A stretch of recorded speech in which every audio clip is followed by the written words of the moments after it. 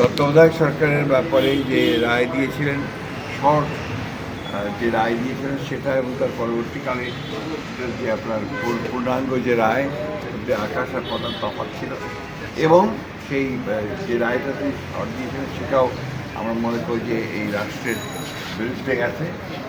বিলম্বে হলেও যে এতদিন পরে তার বিরুদ্ধে যে ব্যবস্থা গ্রহণ করেছে সরকার, সেজন্য সরকারকে আন্তরিক ধন্যবাদ জানাচ্ছি। এবং সঠিকভাবে তার তদন্ত হবে সব বিষয়গুলোর, এবং তার সঠিকভাবে তার বিচার কার্য সম্পাদন হবে, সেটাই আমরা আশা করি। দ্বিতীয়ত আরেকটি বিষয় আছে যেটা খুবই গুরুত্বপূর্ণ আমরা মনে করি। আমরা পত্রিকার দ্বারা আপনাদের মিডিয়ার মাধ্যমে জানতে পারছি যে আপনার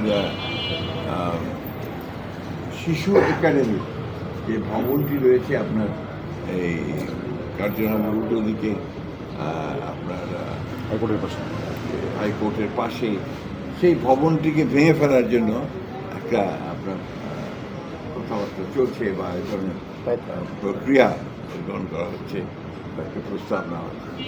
আমরা এটার বিরোধিতা করি, এবং শুধু বিরোধিতা করি এই কারণে যে এটা আপনার শিশুদের একটি বাংলাদেশের প্রতিষ্ঠান, সরকারের প্রতিষ্ঠান, যেটা দিয়ে শিশুদের বিভিন্ন রকমের তাদের যে গঠন, তাদের বেড়ে ওঠা, তাদের মন মানসিকতা তৈরি করা, তাদের এক্সট্রা কারিকুলার অ্যাক্টিভিটিস তৈরি করা, এই সব কিছুর ব্যাপারে আপনাকে এটাকে নেওয়ার জন্য শহীদ প্রেসিডেন্ট জিয়াউর রহমান উদ্যোগটা নিয়েছিলেন, এবং তিনি প্রথম এই শিশু একাডেমিকে নির্মাণ করেছিলেন, এবং এটা সারা বাংলাদেশেই ব্রাঞ্চ আছে।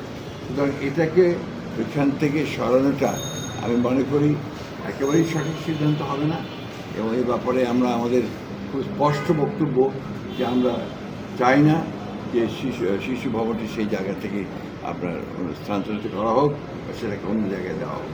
এটা আমার মনে হয় যে জাতি গঠনের ব্যাপারে এটা একটা বাধা হয়ে দাঁড়াবে বলে আমরা তো আমার বলা ঠিক হবে না, কারণ এটা আইনগতভাবে যে বিধানগুলো আছে সেই বিধানগুলো দেখে তাকে সেই প্রসিকিউট করে তার সেই বিধান নিশ্চিত করতে হবে। তবে দৃষ্টান্তমূলক শাস্তি হওয়া উচিত, যাতে ভবিষ্যতে কেউ ওই জায়গাটাতে বসে আর সেই জায়গাটা ব্যবহার করে রাষ্ট্রের ক্ষতি করতে না পারে। সিল্কোর সিল্ক অ্যান্ড শাইন, যাতে আছে আর্গান অয়েল ও ওট প্রোটিনের গুডনেস, যা আপনার চুলকে রাখে হেলদি অ্যান্ড শাইনিং।